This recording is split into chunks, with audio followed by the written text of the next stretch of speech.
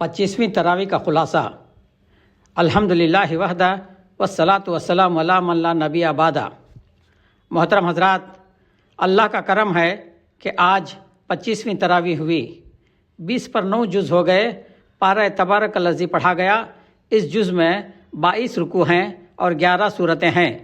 سورۃ الملک، سورۃ القلم، سورۃ الحاقہ، سورۃ المعارج، سورہ نوح، سورۃ الجن، سورۃ المزمل، سورۃ المدثر، سورۃ القیامہ، سورۃ الدہر اور سورۃ المرسلات کی مکمل تلاوت کی گئی۔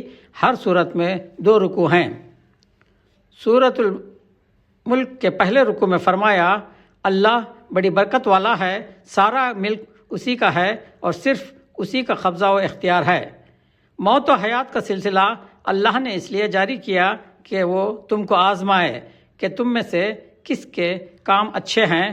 اس کائنات میں غور کرو، اوپر سے نیچے تک دیکھو اور بار بار دیکھو کیسا مضبوط اور عمدہ نظام ہے۔ آخرت میں کفار و مشرکین کی ذلت و رسوائی کا بیان۔ دوسرے رکوع میں فرمایا، اس نے زمین کو نرم کر کے تمہارے لیے قابل استعمال بنا دیا تاکہ اس کے راستوں میں چل پھر سکو اور اس کے دیے ہوئے رزق میں سے کھاؤ، اور یاد رکھو اسی کے پاس لوٹ کر تم کو جانا ہے۔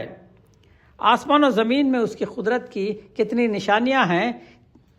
کیا انہوں نے اوپر پرندوں کو اڑتے نہیں دیکھا جو کبھی خطار بنا کر اڑتے ہیں، پروں کو کھولتے بھی ہیں اور سکیڑتے بھی ہیں؟ رحمان کے سوا کوئی ان کو تھام نہیں سکتا۔ اگر اللہ اپنی نعمتوں کا دروازہ بند کر دے تو کون ہے جو اسے کھول سکے؟ سورہ القلم کے پہلے رکوع میں کفار مکہ رسول اکرم صلی اللہ علیہ وسلم کی شان اقدس میں گستاخیاں کرتے ہیں۔ اس کا جواب اللہ نے دیا، اے نبی، آپ کے لیے ایسا اجر ہے جو کبھی ختم ہونے والا نہیں، اور آپ تو اخلاق کے اعلیٰ ترین مرتبے پر ہیں۔ بہت زیادہ قسمیں کھانے والے کی بات میں نہ آؤ۔ باغ والوں کا واقعہ دوسرے رکوع میں فرمایا، فرما بردار اور نافرمان برابر نہیں ہو سکتے۔ ساخت کی تجلی کا ذکر، حضرت یونس علیہ السلام کا ذکر اور ان جیسے صبر کی تاکید کی۔ کفار تو بری نگاہوں سے آپ پر گھور کر دیکھتے ہیں، اور یہ قرآن تمام جہانوں کے لیے نصیحت نامہ ہے۔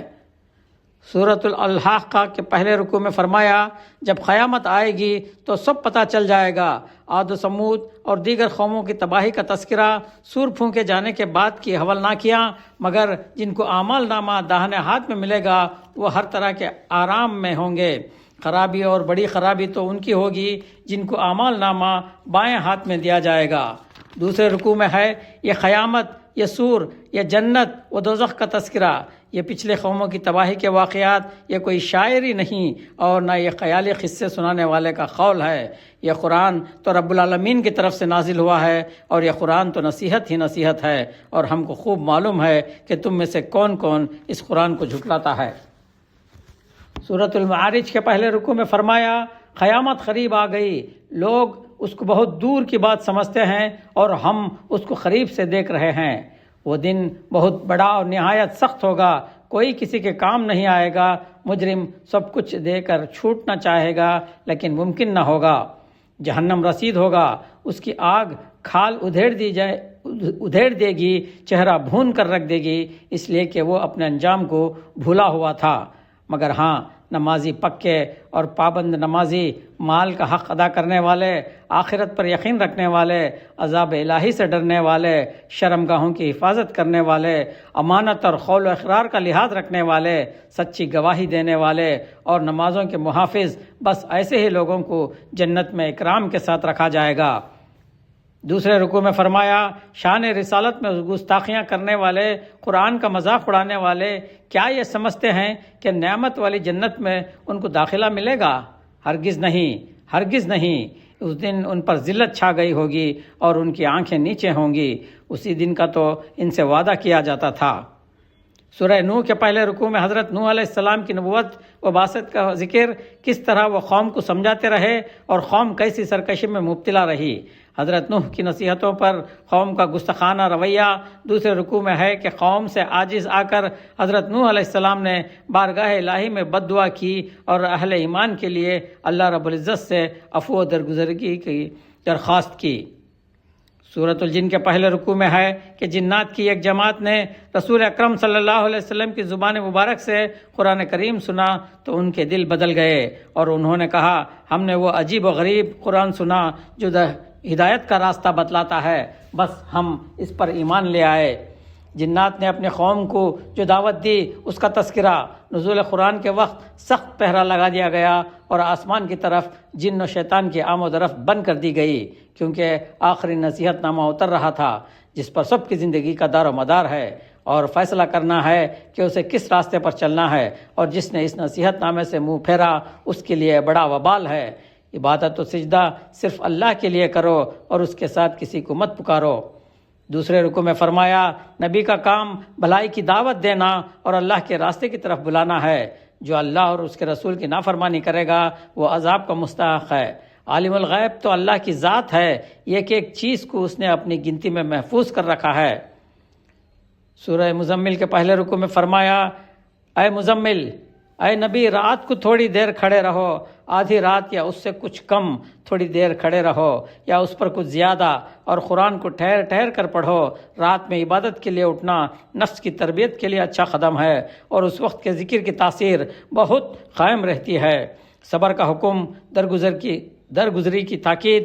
فرعون نے رسول کی نافرمانی کی، وہ نہیں بچ سکا، تو تم اگر رسول کی نافرمانی کرو گے تو کیسے بچ سکتے ہو؟ یہ قرآن نصیحت نامہ ہے، بس جو چاہے اپنے رب کی طرف پہنچنے کا راستہ قبول کرے۔ دوسرے رکوع میں فرمایا اللہ تبارک و تعالیٰ کو سب کی عبادتوں کا حال معلوم ہے، بس جتنا ہو سکے قرآن پڑھو، فرض نمازیں اہتمام سے ادا کرو، زکوٰۃ دیتے رہو اور استغفار کرتے رہو۔ سورہ مدثر کے پہلے رکوع میں فرمایا اے مدثر، اے نبی کھڑے ہو جاؤ، خبردار کر دو، اپنے رب کی بڑائی بیان کرو، اپنے کپڑوں کو پاک رکھو اور گندگی سے دور رہو۔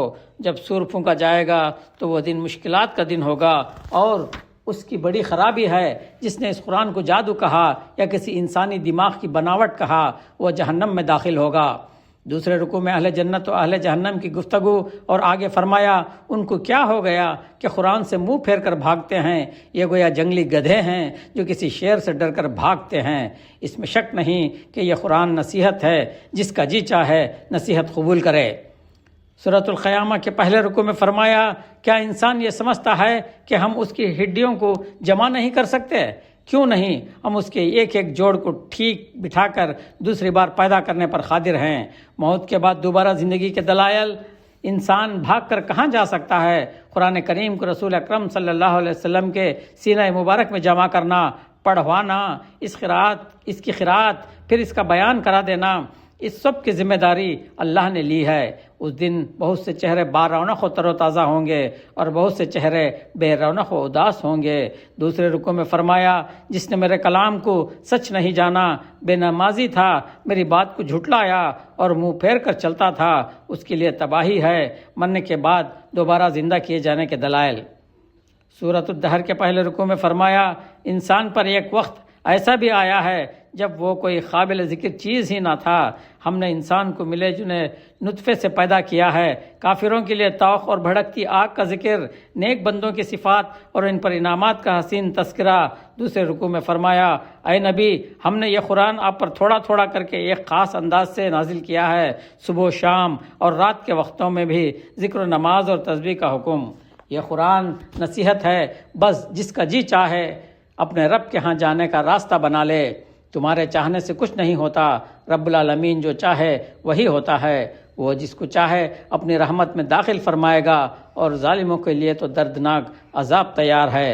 سورۃ المرسلات کے پہلے رکوع میں ہواؤں کے خزم کا تذکرہ، قیامت کے حالات، پچھلے لوگوں کی ہلاکت کا بیان، دنیا و آخرت پر عجیب و غریب مثالیں، اور بار بار یہ فرمانا کہ ویل یومئذ للمکذبین، اس دن جھٹلانے والے برباد ہو جائیں گے، جھوٹوں کے لیے وہ دن بڑی خرابی کا دن ہوگا۔ دوسرے رکوع میں فرمایا سچے انسان پرہیزگار ہر طرح کے عیش و آرام میں ہوں گے، من پسند چیزیں ان کو ملیں گی، یہ نیکیوں کا بدلہ ہوگا، بس جھوٹے بے ایمانوں کی خرابی ہوگی۔ اس قرآن کے بعد یہ لوگ کس بات پر ایمان لائیں گے؟ وآخر دعوانا الحمدللہ رب العالمین۔